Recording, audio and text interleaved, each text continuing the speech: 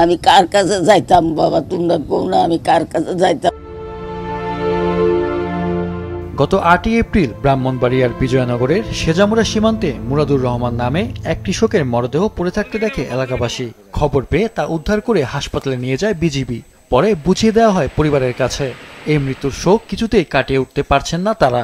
মুইজানে তুলে গার্জানে কাটে কইতাছে, দেখ যাইস না, একবার গেছো তার যাইস না। কোন একবার গেছে আবার ডাক দিছে, হুই নাই বিএসএফে মারছে। আমার বাইরে যারা মৃত্যু করছে এইভাবে মারছে তাদের শাস্তি হোক। আমি চাই আমার সীমান্ত জানে আর এমন কোনো কথা না হয়।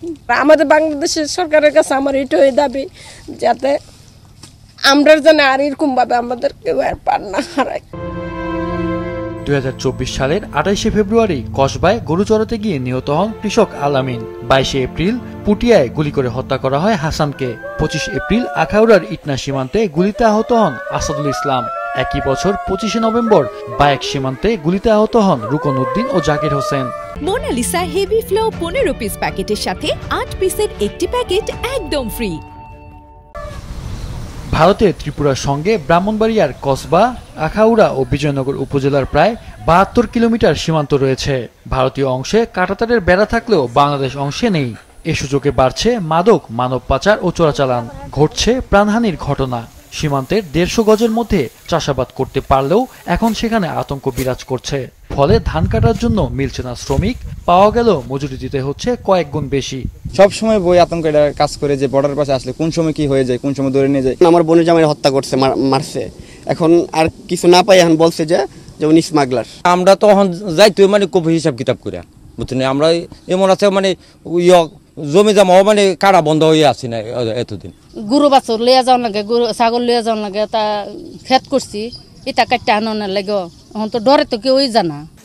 বিজিবির দাবি, সীমান্ত এলাকার বাসিন্দাদের অসচেতনতা ও চোরাকারবারের কারণে সীমান্তে হত্যাকাণ্ড ঘটছে। এটি বন্ধে বিএসএফকে কঠোর বার্তা দেওয়ার কথা জানান এই কর্মকর্তা। বর্ডারিং এরিয়াতে অনেক লোকজন থাকে, তাদের কৃষি কাজ করতে হয়।